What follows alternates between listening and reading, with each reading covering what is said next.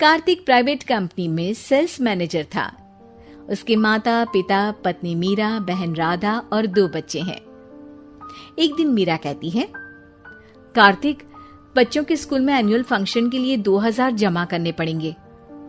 अरे अभी कुछ दिन पहले ही तो 10,000 जमा किए थे ना। हाँ, वो तो फीस और प्रोजेक्ट के पैसे जमा किए थे। अभी तो अगले महीने एडमिशन फीस और किताबों के पैसे भी जमा करवाने पड़ेंगे। 40 से 50 हजार का खर्चा है। मीरा, इतनी तो सैलरी भी नहीं है मेरी, ऐसे कैसे काम चलेगा? तो मैं क्या करूं? बच्चे को सरकारी स्कूल में डाल दूं? मीरा, तुम जानती हो ना, मैं मुश्किल से 35 से 40 हजार ही कमा पाता हूँ। इस घर के खर्चे दिन ब दिन बढ़ते जा रहे हैं, थोड़ा कंट्रोल करो ना। क्या खाना और कपड़े पहनना भी बंद कर दूं? मैं ऐसा नहीं कह रहा हूँ मीरा। तुम जानती हो राधा का भी पोस्ट ग्रेजुएशन पूरा होने वाला है। घर के खर्चों के साथ उसकी शादी की जिम्मेदारी भी उठानी है।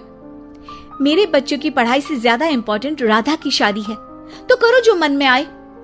मैं बोझ लगती हूँ तो मैं बच्चों के साथ अपने मायके चली जाती हूँ। तुम्हारी सारी मुसीबतें ही खत्म हो जाएगी। मीरा, मुझसे बहस मत करो। सुबह सुबह ऑफिस जाने के टाइम पर ही कलेश करके दिन मत खराब करो। इतना बोलकर कार्तिक वहां से चला जाता है। तभी, कार्तिक बेटा, ऑफिस जा रहे हो? मेरी दवाइयाँ लेते आना। और बेटा, बिजली का भी बिल 2 महीने से जमा नहीं हुआ, इसे भी आज जमा करवा देना। जी पिताजी, लाइए बिजली का बिल। 4,600 रुपए बिजली का बिल आया है। माँ, मीरा, राधा, कितना ज्यादा बिल आया है। भैया, ये 2 महीने का बिल है और मैं तो सिर्फ फोन चार्ज करती हूँ। अरे बेटा, मैं तो गीजर से पानी गर्म करने के अलावा मेरे कमरे में एक पंखा और एक लाइट ही तो जलते हैं। मीरा, तो फिर इतना बिल कैसे आया? हाँ, सारा इल्जाम मेरे पर ही लगा दो ना। भाभी, आप भी तो एसी चलाती हो, उससे भी बिजली का बिल बहुत ज्यादा आता है ना। एसी मेरे मायके से आई है और वो भी अब सबकी आंखों में खटकने लगी है। मीरा, अपना मुंह बंद करो और आज के बाद तुम एसी नहीं चलाओगी। माँ, आप भी अपना पानी धूप में गर्म करके नहाया करो। कार्तिक ये कहकर घर से ऑफिस के लिए निकल गया। घर से कुछ आगे जाते ही उसकी गाड़ी पंचर हो गई। कार्तिक को पंचर बनवाकर ऑफिस पहुंचने में लेट हो गया। बॉस ने कार्तिक को अपनी कैबिन में बुलाया। may I come in, sir? Come in. बहुत लेट हो तुम। सॉरी सर, कुछ प्रॉब्लम्स की वजह से लेट हो गया। मुझे कुछ नहीं सुनना। तुम्हारा टारगेट कंप्लीट हुआ? नो सर, अभी बाकी है। क्यों? सर, मार्केट में बहुत रिसेशन चल रहा है, बिजनेस कहीं से मिल नहीं पा रहा। मैं अपनी तरफ से पूरी कोशिश कर रहा हूँ सर। मुझे तुम्हारी कोशिश नहीं चाहिए, मुझे बिजनेस चाहिए। अगर तुमसे नहीं हो पा रहा है तो तुम रिजाइन कर सकते हो। नहीं सर, मुझे इस नौकरी की बहुत जरूरत है। मैं अपनी फैमिली का सिंगल अर्निंग पर्सन हूँ। मेरी जॉब चली गई तो मेरी फैमिली प्रॉब्लम में आ जाएगी सर। इसका ख्याल तुम्हें रखना चाहिए। जाओ यहाँ से, और बिना बिजनेस लाए मुझे तुम अपना मुंह मत दिखाना। कार्तिक बिजनेस की तलाश में इधर से उधर कड़ी धूप में सारा दिन भटकता रहता है और थका हारा जब शाम को घर आया। बेटा, मेरी दवाई ले आए और बिजली का बिल भर दिया? अब दवाई लाना भूल गया पिताजी, और बिजली का बिल जल्दी भर दूंगा। पर बेटा, याद से भर देना, वरना बिजली वाले बिजली काट कर चले जाएंगे। लीजिए पानी। बच्चों के एनुअल फंक्शन के लिए स्कूल में जमा करने वाले पैसे लेकर आए? अभी सैलरी नहीं आई है मेरा, और अकाउंट में ज्यादा पैसे भी नहीं बचे हैं। तो क्या बच्चों को स्कूल भेजना बंद कर दूं? बच्चे अगर इस साल एनुअल फंक्शन नहीं अटेंड करेंगे तो कोई पहाड़ नहीं टूट पड़ेगा। और अब तुम मेरा दिमाग खाना बंद करो। अरे, आप मुझ पर क्यों चिल्ला रहे हैं? कार्तिक गुस्से में घर से बाहर चला जाता है। अब मीरा रोने लगती है। भाभी, आप रोइए मत, टेंशन लेने से कुछ नहीं होगा। पर राधा, घर के भी खर्चे हैं, कार्तिक के गुस्सा करने से घर के खर्चे नहीं पूरे होंगे। पर मीरा बेटा, लड़ाई करने से भी कोई समाधान नहीं मिलेगा, उल्टा घर का माहौल ही खराब होगा। पर मुझे लगता है हमें भी घर के खर्चों में हाथ बढ़ाना चाहिए। मुझे योगा सेंटर में जॉब का ऑफर मिला है, मैं कल से ही जॉब ज्वाइन कर लूंगी। वैसे तो मुझे भी सिलाई आती है, मैं भी लोगों के कपड़े सिलना शुरू कर देती हूँ। हाँ बेटा, मैं भी तुम्हारा घर के कामों में हाथ बटा दिया करूंगी और काज बटन लगाकर सिलाई करने में भी सहायता करूंगी। मीरा, मैं तुम्हारे बच्चों के साथ मोहल्ले के बच्चों को भी ट्यूशन पढ़ाऊंगा। इसी बहाने मेरा टाइम पास भी हो जाएगा। इस तरह से अब घर के सभी सदस्यों के सहयोग से पैसों की समस्या दूर हो गई और सब खुश रहने लगे। इससे हमें सबक मिलता है कि एकता में कितनी ताकत। विकी को हमेशा किस्मत ने उसकी मेहनत से ज्यादा दिया। पैदा हुआ एक बड़े घर में, मुंह में चांदी की चम्मच लेकर, और शादी भी की एक उससे भी बड़े घर में, सोने की चम्मच मुंह में लेकर। उसे मेहनत करने का शौक नहीं था, एक शौक था, वो भी घटिया शायरी करने का। उसकी हर बात शायराना ही होती थी। जैसे कि एक दिन, दूर से देखा तो चांद पे दाग था, दूर से देखा तो चांद पे दाग था, पास से देखा साबुन का छाग था। ठोको ताली। अरे ऐसी शायरी करोगे तो ताली तो पता नहीं, कोई तुमको ही ठोक देगा। शायरी वो बिल्ली है जो किसी का भी रास्ता रोक दे, और क्या मैं किल हूँ जो कोई मुझे ठोक दे। मुझे तो आपसे बात ही नहीं करनी। मैं निकला था गाड़ी लेके, लेकिन दौड़ के जा रहा हूँ। मेरी शायरी कोई नहीं सुनता, मैं घर छोड़ के जा रहा हूँ। धीरे बोलिए जी, मम्मी पापा को पता चल जाएगा तो तुमको सच में तुम्हारे मायके भेज देंगे। सस्ते साबुन से मेरी कॉलर चमकी नहीं, सच में चला जाऊंगा, मेरी बात कोई धमकी नहीं। अगर शायरी ही सुनानी है तो सुनाओ, लेकिन कोई काम धंधा भी तो करो। मेरे पिताजी के पास बहुत पैसा है, तो घर जमाई बन के खा रहे हो, और कल जा रहे हो ना अपने मायके, तो आज ही चले जाओ मेरी बला से। हमें तो अपनों ने लूटा, गैरों में कहाँ दम था हमें। अरे चुप हो जाओ, तुमको मिर्जा गालिब की कसम। अरे जाना है तो जाओ, लेकिन पहले मेरे मम्मी पापा से मिलकर जाओ, वरना वो क्या सोचेंगे। लेकिन विकी अकेले ही अपनी कार लेकर अपने मायके यानी कि अपने खुद के घर पहुंच जाता है। अरे बेटा, तू अचानक, बहू कैसी है? अरे माँ, बहू तो बिल्कुल बदल गई है, मुर्गी हाथ से निकल गई है। अरे क्या हुआ बेटा? उसकी आती नहीं है, मेरी जाती नहीं है। मैं करता हूँ शायरी, उसे भाती नहीं है। मेरे पास उसका फोन आया था बेटा, सही कह रही है वो। तुमको काम करना चाहिए, तभी तो इज्जत मिलेगी। घर जमाई बनके सास ससुर के पैसों पर कब तक ऐश उड़ाते रहोगे? मेरी जिंदगी में हर तरफ से उंगली हो रही है, फोन पर मेरी चुगली हो रही है। अरे चुगली नहीं कर रही थी बहू, वो तेरा भला चाहती है बेटा। सूखे हुए कपड़े को भी गीला कह रहे हैं लोग, चुगली करने को मेरा भला कह रहे हैं लोग। ठोको ताली। ये सुन के माँ अपने हाथ से अपना सर पीट लेती है। अरे माँ, ताली की जगह माथा क्यों ठोक रही हो? बेटा तू ना आराम कर, तेरे पिताजी भी आने वाले हैं, खाना लगा देती हूँ।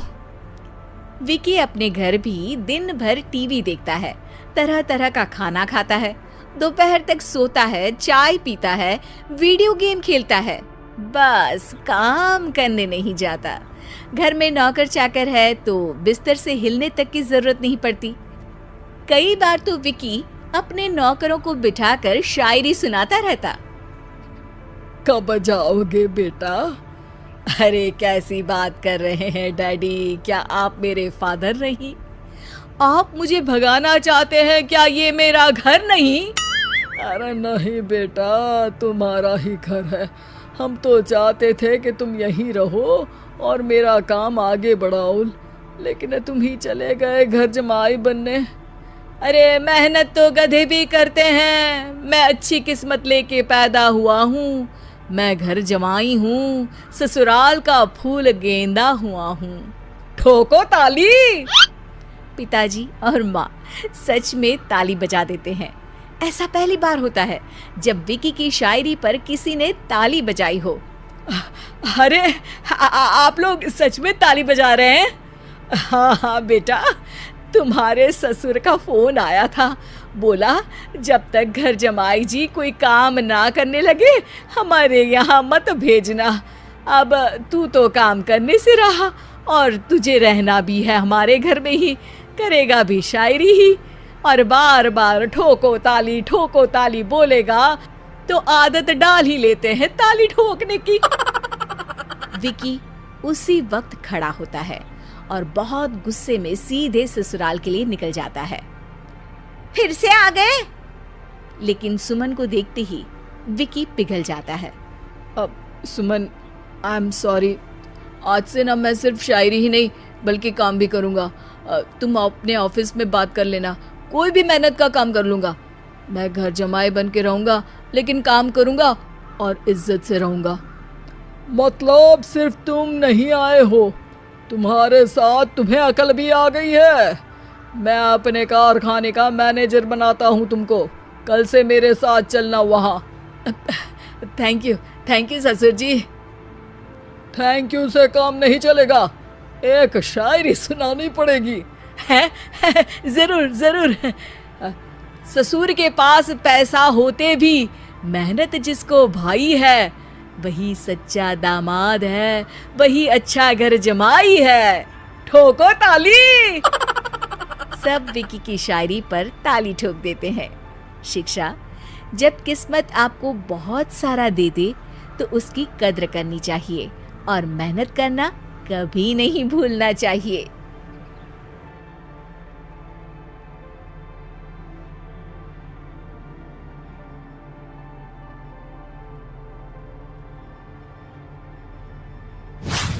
इसका नाम शशि रखते हैं। क्या समधी जी, शशि लड़कियों का नाम है, क्लास के बच्चे इसे चिढ़ाएंगे ना। हाँ, शशि की जगह कोई चची, शुशी या शुशु बोलेगा तो? हाँ, इसीलिए इसका नाम गणेश रखते हैं। अरे समधी जी, बच्चे की काया तो देखो, दुबला पतला है एकदम। गणेश जी तो मजबूत कद काठी के थे, अपना बच्चा तो सिंगल हड्डी है। ये नाम जमेगा नहीं इस पर। हाँ, भैया की बेटी का नाम थोड़ा मॉडर्न रखते हैं, जैसे रॉकी। रॉकी तो हमारे डॉग का नाम है। अगर ऐसा ही नाम रखना है तो शेरू रख लो। आप लोग कुछ भी बोल रहे हैं। अरे कुछ भी बोलना रॉकी बोलने से तो बेहतर ही है ना। किरण और रवि को पहला बच्चा हुआ था।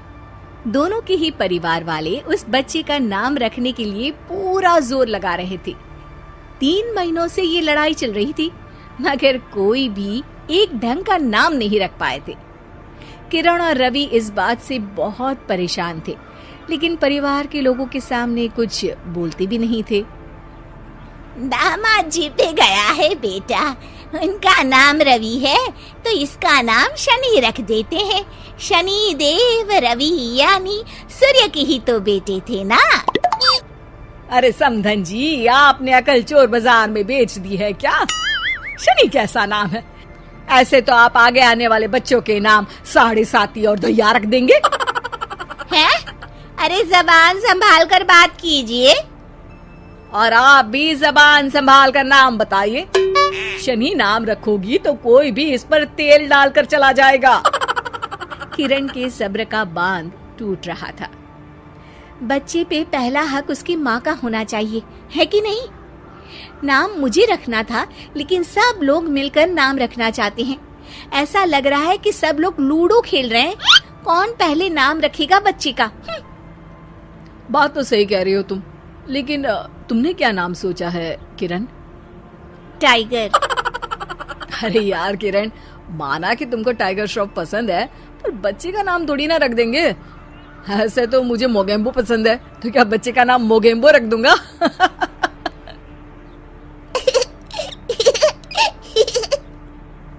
हाँ हाँ, मोगेम्बो नाम ही रख देते हैं।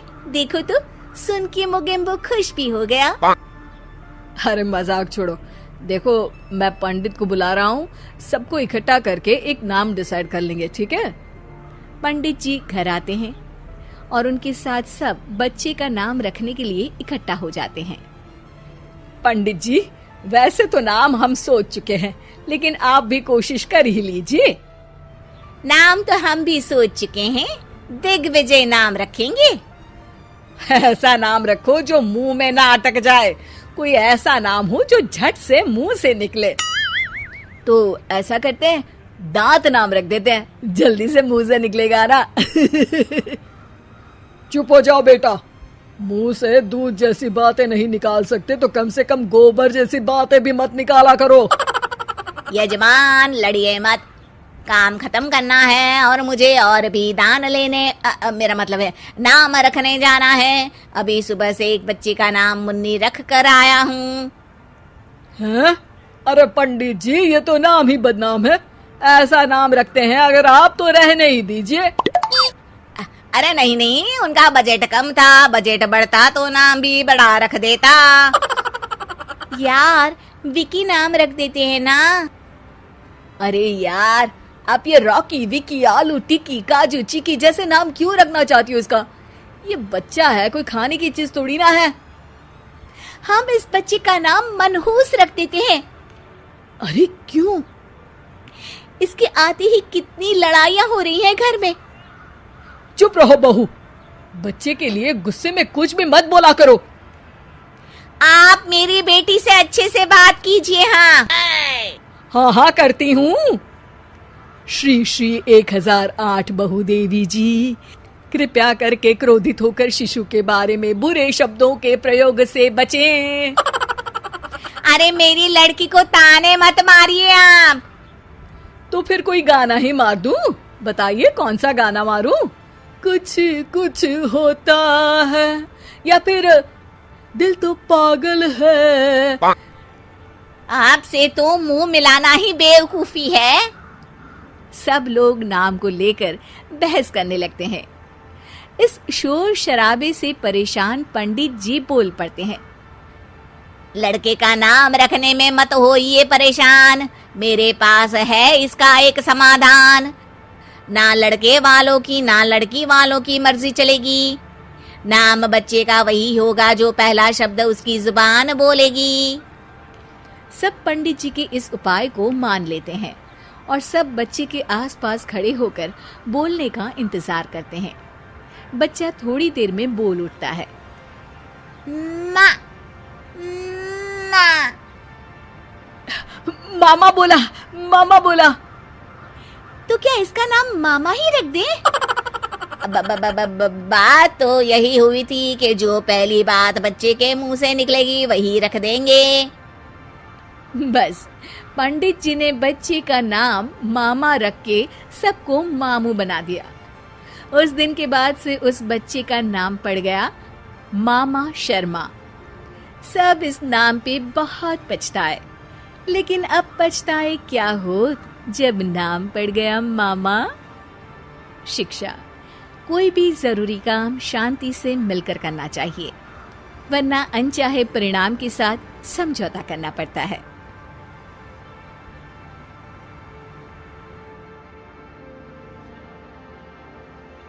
बंजारन बहू।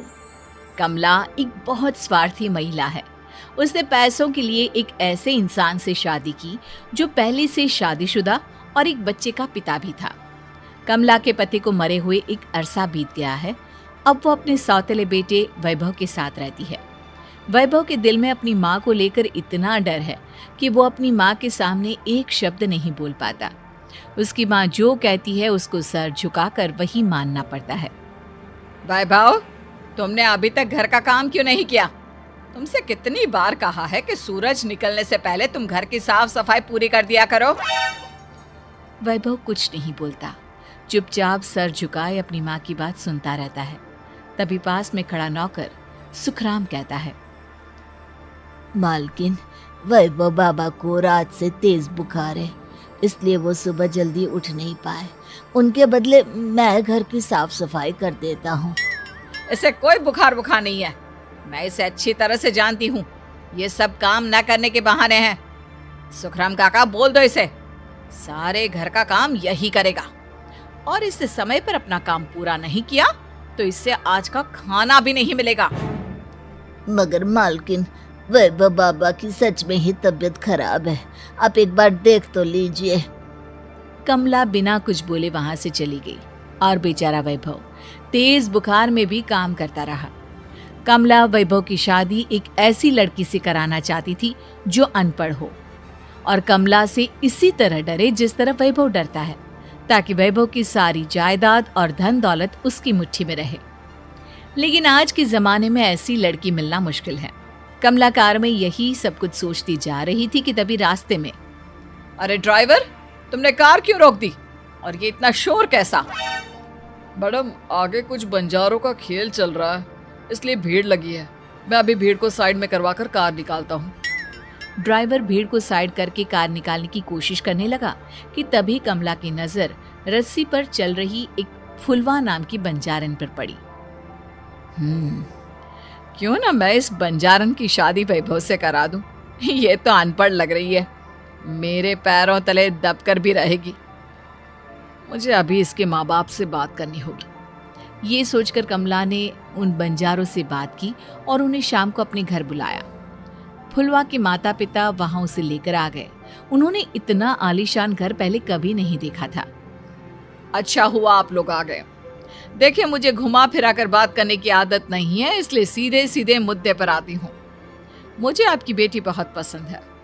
मैं अपने इकलौते बेटे की शादी आपकी बेटी फुलवा से कराना चाहती हूँ। इसके बदले में आप जो चाहो वो ले सकती हैं। तभी फुलवा की माँ कहती है, ये क्या कह रही है मैम साहब? कहीं आप हमारी गरीबी का मजाक तो नहीं उड़ा रही ना? आप मेरे बेटे से मिल लो। अगर आपको मेरा बेटा पसंद आता है तो मैं कल से ही शादी की तैयारी शुरू कर दूंगी। सुखराम, सुखराम, वैभव को लेकर आओ। फुलवा अपनी माँ के कान में फुसफुसाती है, माँ, कहीं इस मेम साहब का छोरा पागल तो ना है? फुलवा अपनी माँ से बात कर रही होती है कि वैभव वहां आता है। फुलवा उसे देखती ही रह जाती है और उसके माता पिता उसकी शादी तय कर देते हैं। शादी वाले दिन किसी को फुलवा और वैभव की बेमेल विवाह की बात समझ में नहीं आती। फिर भी एक औरत कमला से पूछ ही लेती है, कमला जी, आपने अपने इकलौते बेटे की शादी देहाती गवार से क्यों करा दी? ये बंजारन आपके घर की बहू बनने लायक तो नहीं है। कम से कम अपने स्टेटस का ही ख्याल कर लिया होता। बहू तो अपने टक्कर की लाती, आपने तो बंजारन को ही बहू बना लिया। अब कमला को समझ में नहीं आ रहा था कि इस बात का क्या जवाब दे। वो कुछ देर चुप रही और सोच समझ कर कहती है, बहन जी, आपको तो पता है आजकल के बच्चे किसी की बात कहाँ सुनते हैं। मैं तो अपनी बहू एक पढ़ी लिखी और अपनी सोसाइटी की ही ढूंढ रही थी। लेकिन मेरे बेटे ने मेरे सामने इस बंजारन को लाकर खड़ा कर दिया। बोला कि मैं शादी करूंगा तो इसी से। अब भला मैं क्या करती, मुझे अपने बेटे के सामने झुकना ही पड़ा। कमला की ये बातें सुखराम भी सुन रहा था। उसने ये सारी बातें वैभव को जाकर बता दी। काका, मैं तो फुलवा को जानता भी नहीं, फिर माँ मेरे बारे में झूठ क्यों कह रही है? अरे बेटा, तुम कितने भोले हो, तुम्हें कुछ भी नहीं पता। तुम्हारे पिता अपनी सारी संपत्ति तुम्हारे नाम करके गए हैं। तुम्हारी माँ नहीं चाहती कि ये संपत्ति तुम्हें मिले, इसलिए उन्होंने तुम्हारी अनपढ़ लड़की से शादी करवाई ताकि तुम्हारी तरह वो भी अपने हक के लिए आवाज ना उठा सके। सुखराम काका, मैं क्या करूं, आप ही बताओ। माँ के सामने आते ही मेरे हाथ पैर कांपने लगते हैं। मैं माँ को कुछ भी नहीं कह पाता। वे दोनों बात कर ही रहे थे कि अचानक कमला वहां गई। कमला को देखकर दोनों घबरा गए। तुम दोनों फिर कभी बातें कर लेना, अभी फेरों का समय हो गया है, चलो जल्दी आओ। इस तरह फुलवा और वैभव की शादी हो गई। अगले दिन कमला ने फुलवा को बुलाया और उसे नसीहत देने लगी। देख बंजारन, तुझे मैंने अपनी बहू बना तो लिया है, लेकिन तुझे इस घर में आँख कान मुंह बंद करके रहना होगा। घर का काम कर और अपने पति से मतलब रख, समझी? कमला का ऐसा रवैया फुलवा को बिल्कुल समझ में नहीं आया। उसने वैभव से इस बारे में बात की। सुनिए ना, माँ जी ने जिस तरह मुझसे बात की मुझे अच्छा नहीं लगा। शादी से पहले तो वो मुझसे बहुत अच्छे से बात कर रही थी, लेकिन शादी के बाद उन्हें क्या हो गया? तुम ज्यादा मत सोचो, जैसा माँ कहती है वैसा ही करो। ये कहकर वैभव वहां से चला गया। अगले दिन वैभव को घर के नौकरों की तरह काम करता देख फुलवा को बहुत हैरानी हुई। फुलवा ने इस बारे में सुखराम काका से बात की तो सुखराम काका ने फुलवा को सारी बात बता दी। अब फुलवा को समझ में आ गया कि उसकी सास ने एक बंजारन को बहू क्यों बनाया। एक दिन वैभव घर का काम कर रहा था, तभी उससे कांच की प्लेट टूट गई। किसने गिराई ये कांच की प्लेट? वैभव को वहां खड़ा देख कमला ने छड़ी से उसे मारना शुरू कर दिया। उसके पैर में कांच चुभ गया और खून बहने लगा, लेकिन फिर भी कमला उसे मारे जा रही थी। ये देखकर फुलवा ने कमला के हाथ से छड़ी छीन ली और तोड़कर फेंक दी। बंजारन, तेरी इतनी हिम्मत, तूने मेरे हाथ से छड़ी छीनी? कमला फुलवा को थप्पड़ मारने ही वाली थी कि फुलवा उसका हाथ पकड़ लेती है। ओ सस माँ, मैंने मॉम की गुड़िया ना समझ लियो। बंजारन हो बंजारन, ईंट का जवाब पत्थर से देना जानती हूँ। आज के बाद मेरे या वैभव जी के ऊपर हाथ उठाने की सोचियो भी ना, समझी ससु माँ? ये कहकर फुलवा वैभव को लेकर वहां से चली गई। उसने वैभव के पैर पर पट्टी बांधी, उसके आंसू पोंछे। वैभव ने पहली बार किसी के दिल में अपने लिए इतना प्यार महसूस किया। अब फुलवा वैभव का हर काम में हाथ बटाती, उसका बहुत ख्याल रखती। इस तरह दोनों बहुत ज्यादा नजदीक आ गए। वहीं दूसरी ओर कमला सारी जायदाद अपने नाम करने की साजिश करने लगी। और एक दिन, वैभव, वैभव, जल्दी बाहर आओ। कमला की आवाज सुनकर वैभव और फुलवा अपने कमरे से बाहर आ गए। जी माँ, आपने बुलाया? ये ले, इन कागजों पर साइन कर दे।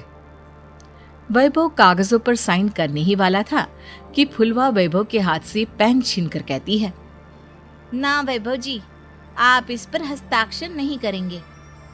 आओ बंजारन, मैं तुझसे बात नहीं कर रही। ये बात मेरे और मेरे बेटे के बीच की है। चुपचाप पेन दे दे, नहीं तो तेरी खाल उधेड़ लूंगी।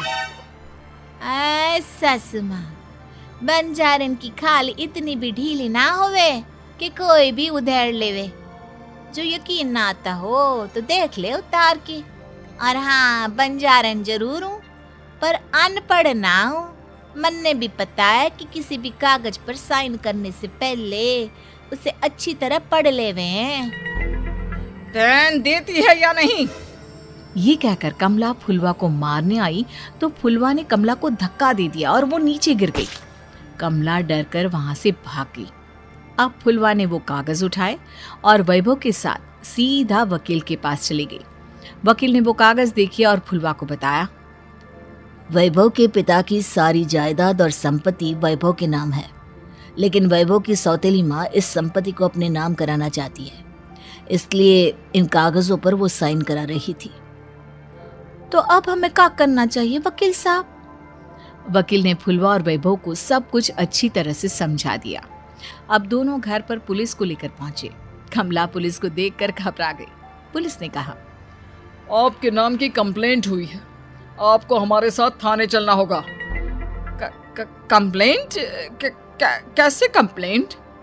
आप अपने सौतेले बेटे पर बहुत अत्याचार करती हो, धोखे से सारी जायदाद अपने नाम करा रही थी। अब नहीं इंस्पेक्टर साहब, जरूर ये मेरी बहू की कोई साजिश है, इसने गलत कंप्लेंट की है। मैडम, शिकायत आपकी बहू ने नहीं बल्कि आपके बेटे वैभव ने की है। कमला वैभव का नाम सुनकर दंग रह गई। जिस बेटे ने कभी उसके सामने सर नहीं उठाया था, आज वही बेटा उसके सामने पुलिस को लिए आया है। वैभव, तुम्हारी इतनी हिम्मत कि तुम पुलिस को ले आए? हाँ माँ, मैं लाया हूँ पुलिस को, और मेरे अंदर इतनी हिम्मत कभी ना आती अगर फुलवा मेरा साथ ना देती। आपने बंजारन बहू को लाकर अपने ही पैर पर कुल्हाड़ी मारी है माँ। मैडम, अब की बात खत्म हो गई हो तो चलो हमारे साथ। वैभव, मुझे माफ कर दो, मुझे थाने मत भेजो। हाँ, आज के बाद मैं तुम्हें कभी नहीं मारूंगी, तुम्हें कभी परेशान नहीं करूंगी, मुझे माफ कर दो। वैभव अपनी कंप्लेंट वापस ले लेता है और पुलिस वहां से चली जाती है। वैभव अपनी सौतेली माँ से कहता है, मैंने पुलिस को वापस तो भेज दिया है, लेकिन मैं आपको माफ नहीं कर सकता। आपने बचपन से आज तक कभी मेरे सर पर हाथ नहीं रखा, हमेशा मुझे मारती रही, नौकरों की तरह बर्ताव करती रही। आप इस घर में नहीं रह सकती, चली जाइए यहाँ से। कमला घर छोड़कर चली गई और सड़क किनारे खड़ी होकर सोचने लगी, काश मैंने वैभव को माँ की तरह प्यार किया होता तो आज मैं इस तरह से बेसहारा ना हो जाती।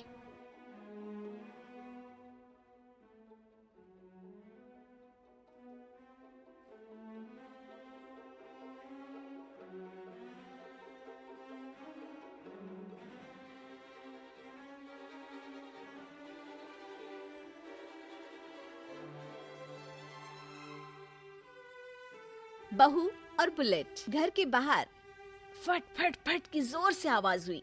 सीमा को लगा कि पटाखे फूट रहे हैं। वो डर के मारे घर से बाहर निकली। देखा तो सामने योगेश यानी कि पतिदेव एक बुलेट बाइक पर बैठे हैं। अरे डर गई क्या? बाइक लेकर आया हूँ तुम्हें घुमाने के लिए। सच में? मुझे लगा पटाखे फूट रहे हैं। अरे पटाखे भी फूटेंगे और मिठाई भी बटेगी। माँ को तो बुलाओ। माँ भी बाहर आ जाती है। अरे योगेश बेटा, इतनी जल्दी आ गया? और ये गाड़ी किसकी है? साहब की है? हाँ माँ, तुम्हारा बेटा साहब से कम है क्या? मेरी है। अरे बेटा, इतनी बड़ी गाड़ी ले ली, इससे तो तू घोड़ा ही ले लेता। महंगी पड़ी होगी ना?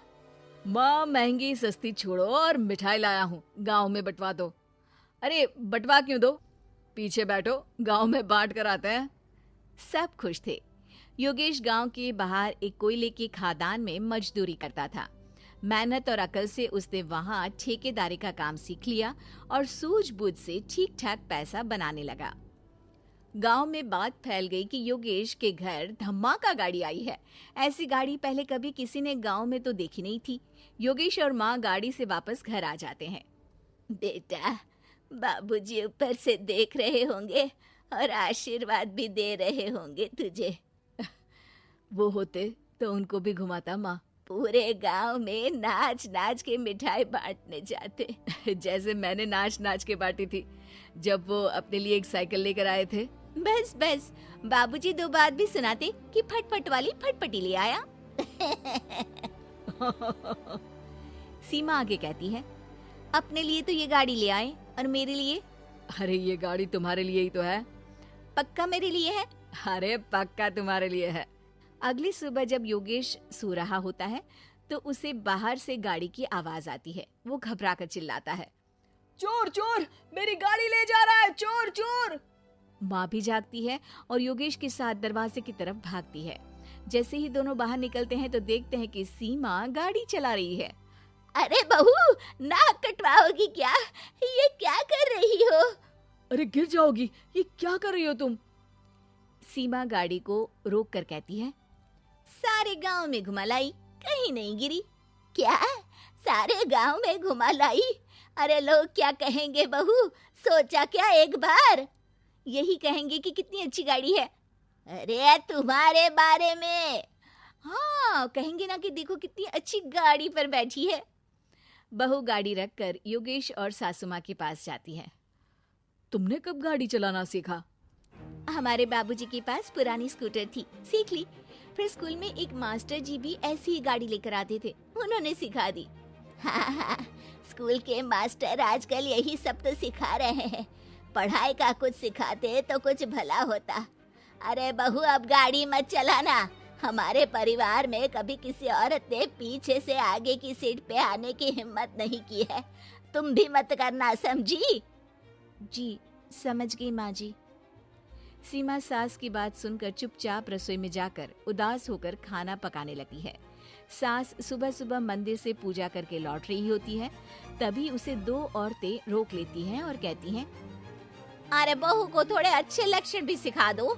गाड़ी चलाने निकली थी, गांव की मर्यादा का कोई ख्याल नहीं है। वही तो, अरे पैसे आने लगे हैं तो क्या मतलब कि किसी रीति रिवाज को नहीं मानोगे? अरे समाज में रहना है तो समाज के ढंग से ही रहना पड़ता है। अरे लाज भी नहीं आई बहू को? चूल्हे चौके से निकलकर सीधे गाड़ी लेकर चौराहे चबूतरे नाप लिए, फट फट फट करते हुए। अरे कुछ कह देना उसे।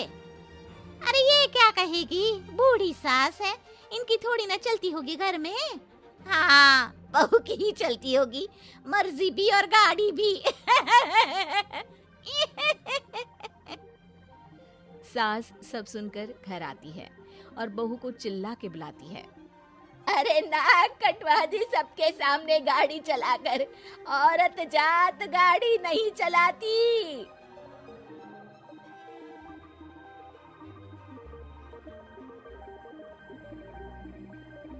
शिल्पी घर के काम से फ्री होती तो बोर होती, जिसके बाद उसने घर में ही दुकान खोलने की सोची। अरे ये इतने सारे कपड़े, अरे बहू क्या करेगी इनका? माँ जी, मैं घर में बोर होती हूँ तो सोचा सामने के कमरे में कपड़ों की दुकान खोल लूं। घर का काम भी हो जाएगा और 4 पैसों की कमाई भी। अरे वाह वाह, ये तो बहुत ही अच्छी बात है, मैं भी तेरी मदद कर दिया करूंगी। वाह माँ जी, तब तो मजा आ जाएगा। अब हम दोनों मिलकर खूब पैसे कमाया करेंगे।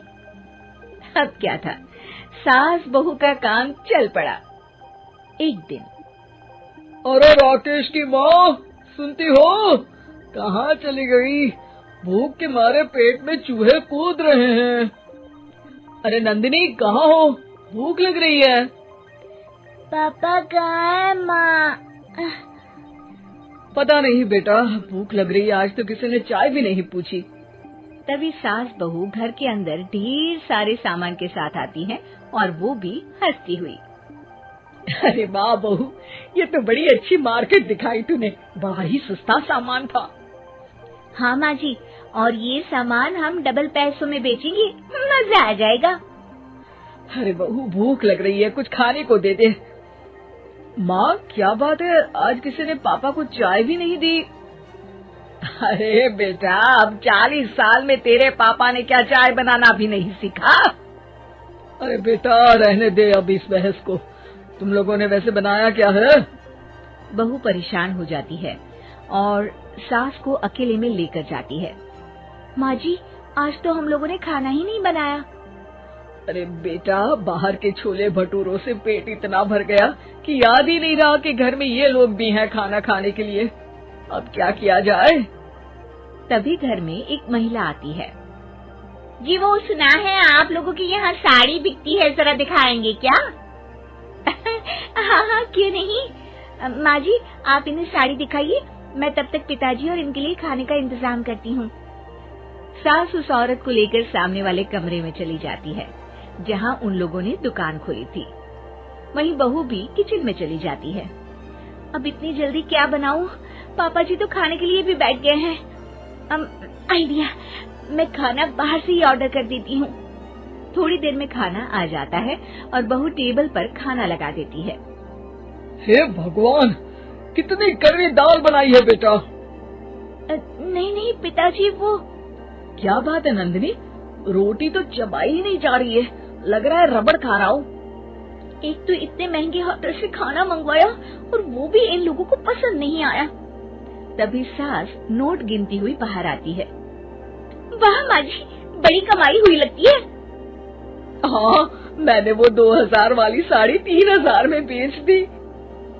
अरे वाह माँ जी। दोनों सास बहू बहुत खुश हो जाती हैं। मेरे पेट में ना बेटा जोर का दर्द हो रहा है। अरे माँ, क्या हुआ? पेट में दर्द? बाहर का कुछ खाया था क्या? मैदा तो नहीं खा लिया? मैंने छोले भटूरे खाए थे। माँ क्यों खाए? आपको तो पता है कि आपको मैदा सूट नहीं करता।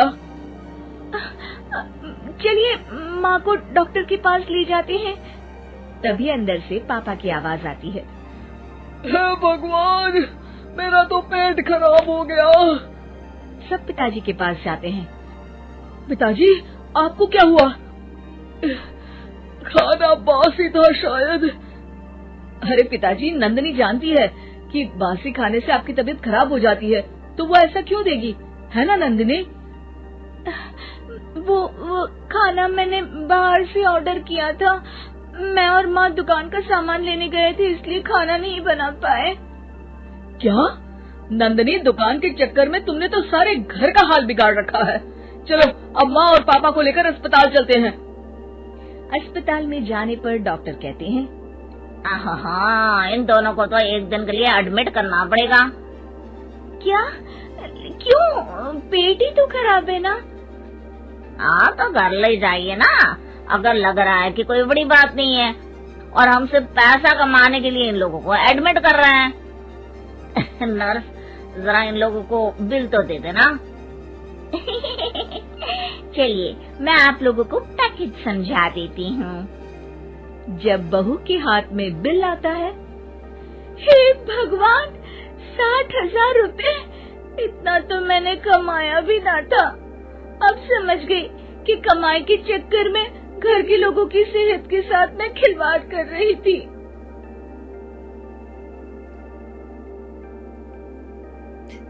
घर की बहू शीना को इस बात का बड़ा घमंड था कि जिस काम में वो हाथ डालती थी वो काम अच्छा हो ही जाता है। शीना की हर बात में हाथ का इस्तेमाल जरूर होता था। एक दिन शीना का पति आकाश उससे कहता है, कल जो वो भिंडी बनाई थी ना तुमने, वाह वाह वाह वाह, मजे आ गए। मैंने अपने हाथों से बनाई थी। मेरे हाथों में वैसे भी जादू है, जिस चीज को छू लेती हूँ सोना बन जाती है। अब ये थोड़ा ज्यादा हो रहा है। मतलब अगर हर चीज को छू के सोना ही बना देती हो तुम, तो हमारे नाम के पीछे भी अंबानी लगा देते हम। चुप रहो, मुंह पे हाथ रख लो, कुछ भी बोलते रहते हो। शीना की सास बगिया से पूजा के लिए फूल चुन रही थी। सुंदर, अति सुंदर, कितने प्यारे गुलाब के फूल हैं। भगवान जी खुश हो जाएंगे। मैंने अपने हाथों से जो पौधा लगाया था, मेरे हाथों की कोई भी चीज बेकार नहीं जाती। हाँ बेटा, सही कह रही है। इसीलिए तो तुम्हारे पिताजी से मैंने अपने बेटे के लिए तुम्हारा हाथ मांगा था।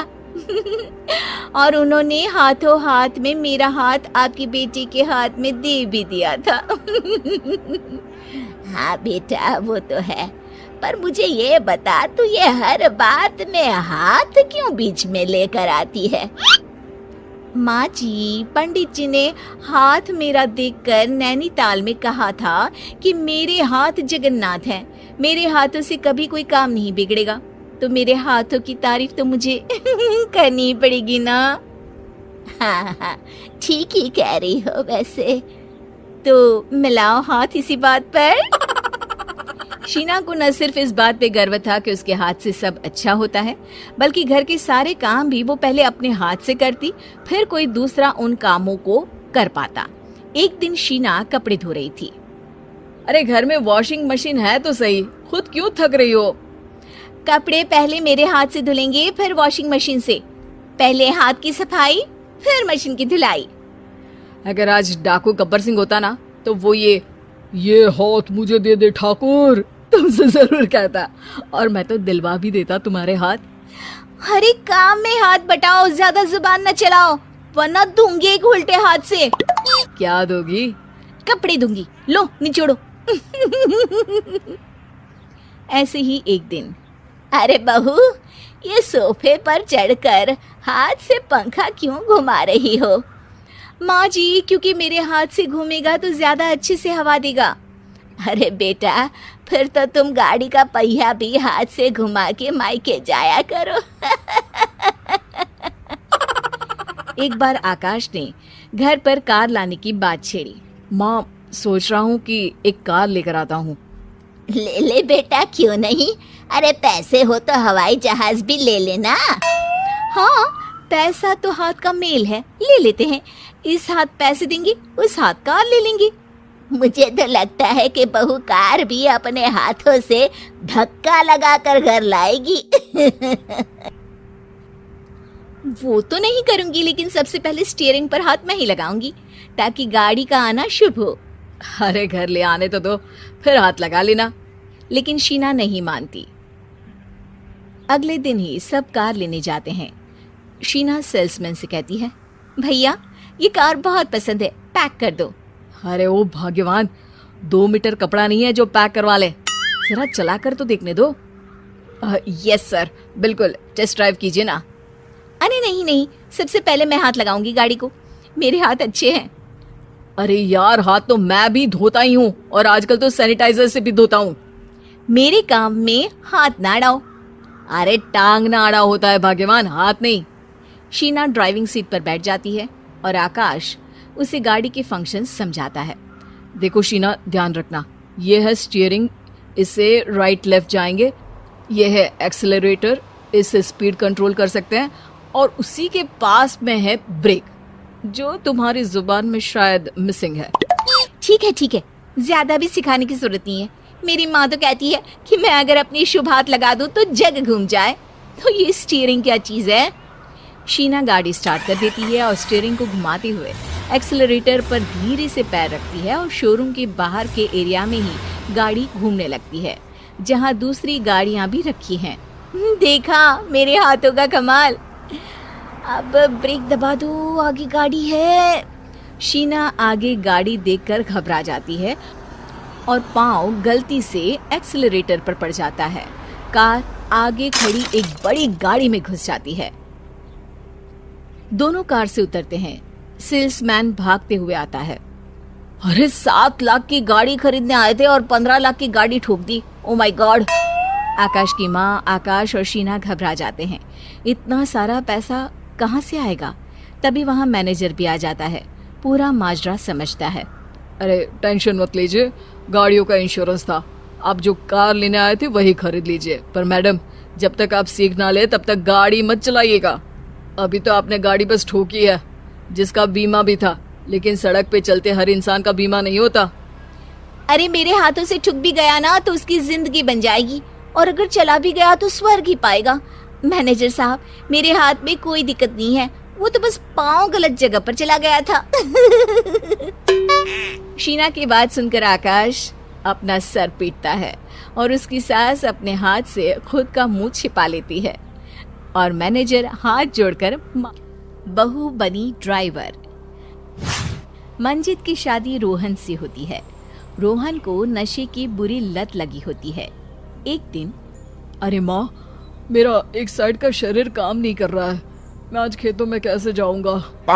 अरे बेटा, ऐसा ना बोल, तेरे पापा के जाने के बाद से तू ही घर चलाने का सहारा है।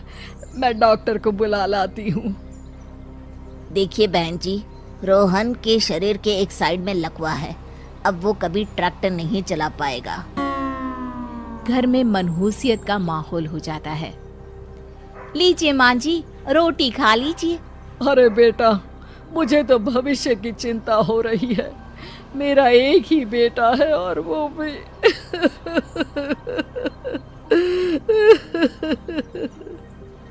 माँ जी, आप चिंता न करें, जब तक ये बीमार है मैं खेत जाकर काम कर लिया करूंगी। वैसे भी नशे के कारण इनका शरीर काफी कमजोर हो गया है। अगले दिन मंजीत खेत में जाकर काम कर शाम को घर लौटती है। ये ले बेटा, पानी पी ले। कैसा रहा काम का पहला दिन? माँ जी, काम तो ठीक है, लेकिन मैं अगर ट्रैक्टर चलाना सीख लूँ ना तो काम और भी आसान हो जाएगा। अरे बेटा, दुनिया क्या कहेगी कि औरत होकर ट्रैक्टर चला रही है? माँ जी, या तो हम दुनिया देख ले या अपना घर, कोई बात नहीं, जब ये ठीक हो जाएंगे तो सब ठीक हो जाएगा। अरे बहू, जरा बाहर तो आना। जी माँ जी। बहू, तेरे मामा जी आए हैं, तूने बुलाया था ना? हाँ माँ जी, वो मामा जी ना आज से मुझे ट्रैक्टर चलाना सीख। मंजित मामा से ट्रैक्टर चलाना सीखती है। वो मन लगाकर खेतों में काम करती है। और एक दिन, माँ जी, पता है इस बार पूरे गांव में सबसे ज्यादा फसल का उत्पादन हमारे खेतों में हुआ है। इस साल तो खूब पैसे आएंगे। हाँ। सास खुश नहीं होती है। वो चुपचाप वहां से जाने लगती है। तभी मंजीत उसे रोक लेती है। क्या हुआ माँ जी, आपको खुशी नहीं हुई? बेटा, आज डॉक्टर साहब बोल रहे थे कि रोहन के ठीक होने के लिए 5 लाख रुपए की जरूरत है। समझ नहीं आ रहा क्या करूं। मंजीत शांत हो जाती है। अगले दिन सास मंजीत के पास आती है। बेटा, ये मेरे गहने हैं, इसे अपने गहनों के साथ जोड़कर सुनार को दिया। जितने पैसे हो ले आ, डॉक्टर को आज ही देने हैं। मंजीत अपने गहने और सास के गहनों को लेकर दुकान में बेचकर पैसे लेकर घर आ जाती है। माँ जी, सिर्फ 3 लाख रुपए का ही इंतजाम हो पाया है, बाकी के पैसे कैसे आएंगे? बेटा, अब तो एक ही चारा है, हमें जमीन भी बेचनी पड़ेगी। माँ, खेत बेच देंगे तो खाएंगे क्या? अरे बेटा, कोई दूसरा चारा भी तो नहीं है। रोहन ठीक हो जाए तो वो मेहनत करके इससे भी बड़ी जमीन ले लेगा। सास बहू मिलकर खेत भी बेच देते हैं। अब पूरे पैसे लेकर सास डॉक्टर के पास जाती है। डॉक्टर साहब, ये लीजिए सारे पैसे, बस किसी तरह मेरे बेटे को ठीक कर दीजिए। आपका बेटा ठीक तो हो जाएगा, लेकिन 6 महीने का समय लगेगा।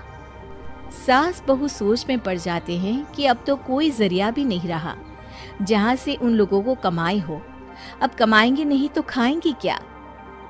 माँ जी, मेरे माता पिता ने लड़की होने के कारण मुझे ज्यादा पढ़ाया लिखाया नहीं, लेकिन ट्रैक्टर चलाना सीखकर मैं कुछ काम करने के लायक तो हो ही गई हूँ।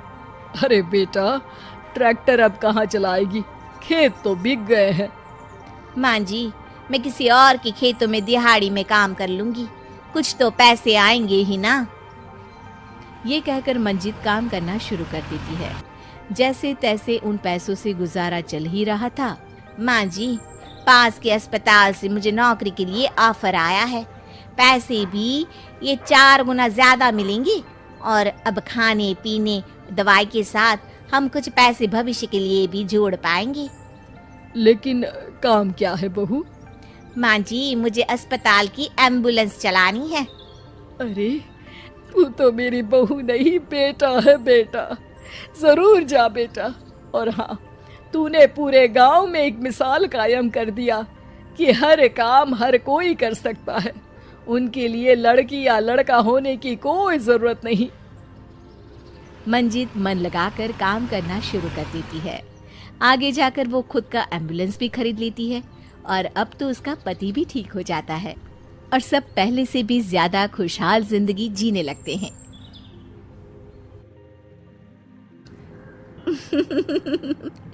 आप सोच रहे होंगे, 9 रूप तो देवी के होते हैं, फिर बहू? भाई, बहू भी तो लक्ष्मी का रूप है। तो जब बहू के पैर पड़ने से घर में समृद्धि आती है तो और क्या क्या होता है, जरा देखिए। रामलाल और श्यामलाल 2 भाई थे। दोनों बड़े ही प्यार से साथ ही एक ही घर में रहते, लेकिन दोनों की बीवियों का रवैया एक दूसरे के लिए बिल्कुल ठीक नहीं था। एक दिन रामलाल की बीवी कहती है, अरे रमा, ये क्या कर दिया? सारा कचरा पूरे घर में फैला दिया। माफ करना दीदी, मैंने रखा तो एक ही जगह था, लेकिन हवा इतनी तेज चली कि उड़ गया। अभी उठा देती हूँ। हाँ हाँ, जल्दी करो। और एक बात, अब भाई साहब से बोल देना कि 2 रसोई कर ले। पता तो है मेरा बेटा सोहन बड़ा हो गया है, अब लड़की वाले भी आने लगे हैं, तो उसकी शादी हो ही जाएगी इस साल। हाँ हाँ दीदी, मेरा बेटा विहान भी तो बड़ा हो गया है और उसकी भी तो शादी होनी है। ठीक कहती हैं आप। अब हम ऊपर वाले तल्ले पर शिफ्ट हो जाएंगे। मैं विहान के पापा से बात कर लेती हूँ। बात नहीं करना, शिफ्ट होना है, क्योंकि मैं अब साथ नहीं रह सकती। हाँ हाँ दीदी, ठीक है ना। फिर क्या, हो जाते हैं एक घर के, एक परिवार के 2 टुकड़े और 2 रसोई, दोनों के बेटों की शादी। और फिर शुरू होती है कहानी। अरे, मेरी बहू तो ढेर सारा दहेज लाई है, ये देखो, बड़ा टीवी, एसी, कार और गहने भी। दीदी ये तो बहुत अच्छा है, लेकिन है कहाँ आपकी बहू? अब वो सो रही है, थोड़ी रिजर्व टाइप की है ना, अपने ही कमरे में रहती है और ज्यादा बात भी नहीं करती। तभी रमा की बहू की आवाज आती है। माँ कहाँ है आप? जल्दी आइए, नाश्ता ठंडा हो रहा है और मुझे भी भूख लग रही है। आ रही हूँ बेटा, रुक। दीदी चलूं क्या? ये लड़की मेरे साथ ही बैठकर खाती है, वैसे भी भूख लगाई है। ये बोलकर वो चली जाती है। तभी श्यामा की बहू बाहर आती है और बाहर की ओर जाने लगती है। अरे बहू, कहीं जा रही हो क्या? क्या है माँ जी, बिना बात के ठोका मत करो, जा रही हूँ मैं। वैसे भी मेरे पापा ने कार घर में रखने को तो नहीं दी है ना। अरे नहीं नहीं बेटा, बिल्कुल बिल्कुल, घूमो घूमो। मैं तो कहती हूँ मुझे भी साथ लेकर जाया करो, साथ ही घुमा करेंगे। अरे नहीं नहीं, मैं आपके साथ बिल्कुल भी कंफर्टेबल नहीं हूँ। वैसे भी मैं शॉपिंग में जा रही हूँ, कहाँ आपको टांगती फिरूंगी। ये बोलकर श्यामा की बहू निकल जाती है। तभी उसके कान में ऊपर वाले तल्ले से हंसने की आवाज आती है। और ये कौन इतनी जोर जोर से हंस रहा है? ऊपर जाती है, जहां वो देखती है कि रमा और उसकी बहू साथ बैठकर बातें कर रही होती हैं। फिर तो मम्मी जी इतना मजा आया कि मैं क्या बताऊं। हाँ बहू, सुनने में ही हंसी नहीं रुक रही। तू तो वहां मौजूद थी। तभी दोनों की नजर श्यामा पर पड़ती है। अरे ताई जी आइए ना, आइए। वो उनके पैर छूती है और फिर चाय बनाकर लाती है। श्यामा अकड़कर कहती है, अरे नहीं नहीं, मैं चाय वाय नहीं पीती, बस हंसने की आवाज आ रही थी तो सोचा बता दूं कि टीवी की आवाज धीमी कर लो। अरे टीवी, वो देखो दीदी, धूल खा रहा है, वक्त ही नहीं मिलता देखने का। बहू के साथ वक्त कैसे बीत जाता है, इसकी बातें और किस्से कहानी किसी सीरियल से कम नहीं होते। श्यामा को खुशहाल रमा को देखकर जलन होती है। हाँ, मैं तो तंग आ जाती हूँ इतनी सारी बातें करके, मुझे तो सुकून पसंद है। ये कहकर श्यामा चली जाती है। अगले दिन रमा अपनी बहू के साथ घर से जा रही होती है कि तभी दरवाजे में श्यामा उन्हें टोकती है। अरे कहाँ जा रही हो दोनों? अरे देखिए ना दीदी, इसे शॉपिंग करने जाना था। मैंने कहा अकेली चली जा, तो कहने लगी मम्मी जी आप घर में अकेले बोर हो जाओगे ना, आप भी चलो हमारे साथ। अरे अब इस उम्र में तू कहाँ घूमेगी? अब देखते हैं दीदी, जहाँ ये लड़की घुमा दे। अब मेरी बहू भी कल गई थी कार चलाकर। हाँ। तभी रमा की बहू कहती है, ताई जी मुझे तो कार चलानी नहीं आती, लेकिन हाँ इस सुहाने मौसम में मम्मी जी को स्कूटी की सैर करा देती हूँ। श्यामा का मुंह बंद हो जाता है। वो अपने कमरे में चली जाती है, जहाँ उसकी बहू बैठकर अकेली टीवी देख रही होती है। बहू तू भी कुछ बातें किया करना, मैं अकेले अकेले बोर हो जाती हूँ। तो क्या मैं यहाँ आपको एंटरटेन करने आई हूँ? देखिए मम्मी जी, मैं तो सिर्फ ये कहना चाहती हूँ कि ये टीवी मेरे पापा ने दी थी, तो ये टीवी कल तक मेरे कमरे में लग जानी चाहिए, समझिए आप। ये बोलकर वो वहां से चली जाती है। श्यामा सोच लेती है कि वो अब ये सारी बातें अपने बेटे को बताएगी। शाम को उसका बेटा जब घर आता है, अरे देख बेटा, तेरी बीवी सारा दिन अपने कमरे में रहती है, न बात करती है न चित। मैं बूढ़ी सारा दिन भूत की तरह अकेली घूमती रहती हूँ घर में। अरे माँ, मैं क्या बोलूं, मैंने कई बार उसे बोला कि सबके साथ उठा बैठा करो, हंसा बोला करो और मिलकर रहो, लेकिन वो कहती है कि उसका मन ही नहीं करता। अरे क्यों मन नहीं करता है? ऐसा क्या हो गया? माँ तुझे याद है, उसके पिता ने कार देने से मना कर दिया था, कहा था कि उनके पास पैसे नहीं है, साथ ही तेरे सामने हाथ भी जोड़ा था, लेकिन कैसे तूने उसके पिता के साथ बुरा व्यवहार किया था। उन्हें कहा था कि पैसे नहीं है तो किसी भिखारी से शादी कर दो अपनी बेटी की। हाँ बेटा, तभी तो आज दरवाजे पर इतनी लंबी कार खड़ी है। बस माँ, तो अब तू उस कार से ही बात कर और उससे मन लगा, क्योंकि पिता के आंखों का आंसू आपकी बहू के दिल तक उतर चुका है और आपकी इज्जत उसकी नजर में